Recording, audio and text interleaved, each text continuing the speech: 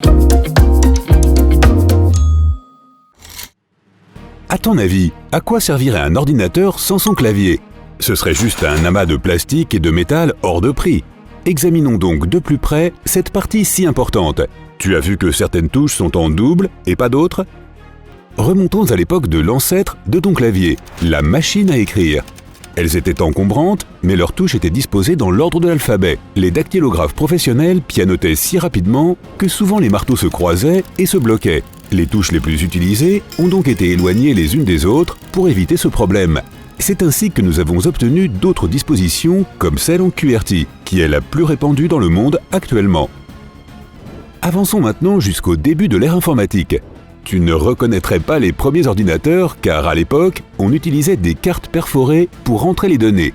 C'était des morceaux de carton rigides avec une combinaison de trous qui représentaient des données.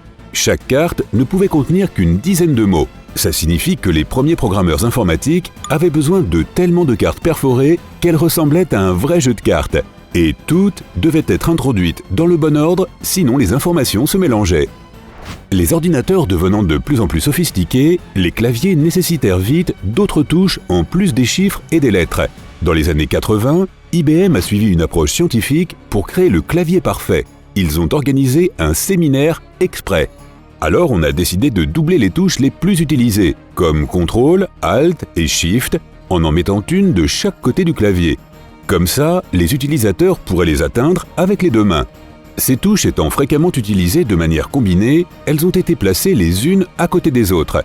On a même ajouté une deuxième touche, Delete et Enter, sur le pavé numérique pour gagner du temps. Car le temps, c'est de l'argent. Et tout ceci a finalement donné naissance au clavier de modèle M d'IBM, le plus populaire de tous. Aujourd'hui encore, il est considéré comme le meilleur clavier pour taper. Il est connu pour son clic caractéristique et pour la sensation de bien-être qu'il procure. Mais ton coloc n'est pas forcément d'accord sur ce point. Ouvrons-en un pour voir comment ça marche. Sous chaque touche des anciens claviers, il y a un minuscule ressort et un interrupteur. Lorsqu'on appuie dessus, le ressort appuie sur l'interrupteur qui ferme le circuit électrique traversant le clavier. C'est ceci qui envoie le bon signal au PC. Aujourd'hui, on utilise beaucoup les claviers à membrane. Dans leur cas, le clavier en caoutchouc ou en silicone recouvre les contacts électroniques. Chaque touche est munie d'un coussinet en caoutchouc qui remplace les ressorts des claviers mécaniques. Si tu veux savoir lequel est le meilleur, ceux mécaniques sont plus fiables, mais ceux à membrane sont moins chers et plus résistants à l'eau. Nous sommes habitués à voir des claviers rectangulaires, mais ils pourraient être remplacés par quelque chose de plus confortable pour nos poignets, mais aussi un peu plus étrange. Quelqu'un a eu l'idée de diviser tout le clavier en deux. Ça a l'air étrange, mais ça serait plus naturel pour les mains et les poignets. Ceux-ci n'ont alors pas besoin de se plier en arrière et les muscles des doigts les plus longs ne se fatiguent pas plus que les autres en se pliant. Et pourquoi pas un clavier sans touche? Il se compose de deux poignées circulaires ressemblant à des souris. Celle de gauche correspond à 8 groupes de symboles et celle de droite à 8 couleurs. Pour taper une lettre sur ce clavier, il faut coordonner les mouvements des deux disques. Et puis il y a le clavier sans clavier. Enfile cet appareil sur tes doigts et tu n'auras plus qu'à pianoter sur n'importe quelle surface dure. Ce clavier se compose de 5 bagues, une par doigt. Chacune d'elles contient un accéléromètre qui lui permet de connaître la position de tes doigts. Pour taper une lettre ou un chiffre, il faut effectuer une combinaison spéciale qui sera transmise à ton PC, téléphone ou tablette via Bluetooth. Magique! D'autres fabricants ont décidé de tirer parti de la troisième dimension, la hauteur. Ce clavier ergonomique en forme de U offrira à tes mains une position plus ergonomique, laissant tes avant-bras parallèles au sol. Il est également doté d'une sorte de rétroviseurs latéraux qui permettent de voir les touches sur les côtés. Il y a aussi les claviers en verre. Tu n'aimeras pas si tu recherches cette sensation de clic quand tu frappes une touche.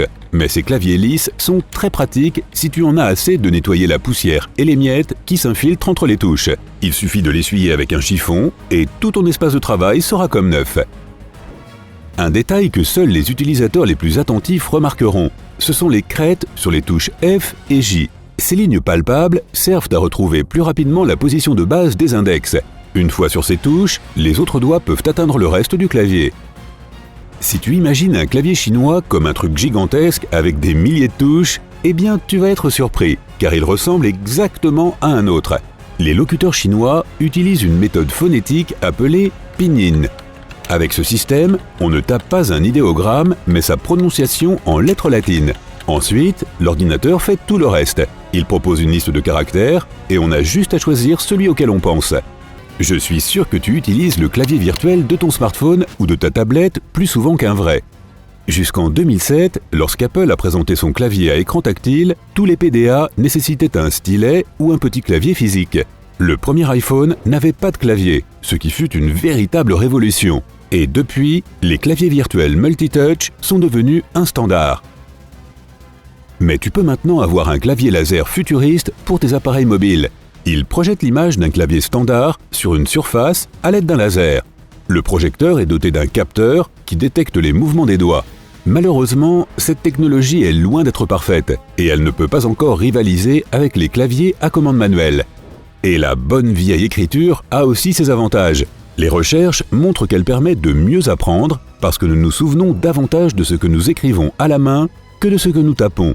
Heureusement, aujourd'hui, tu peux tout avoir. Certains dispositifs permettent de saisir un texte sur l'ordinateur en écrivant avec un stylet sur un panneau d'écriture.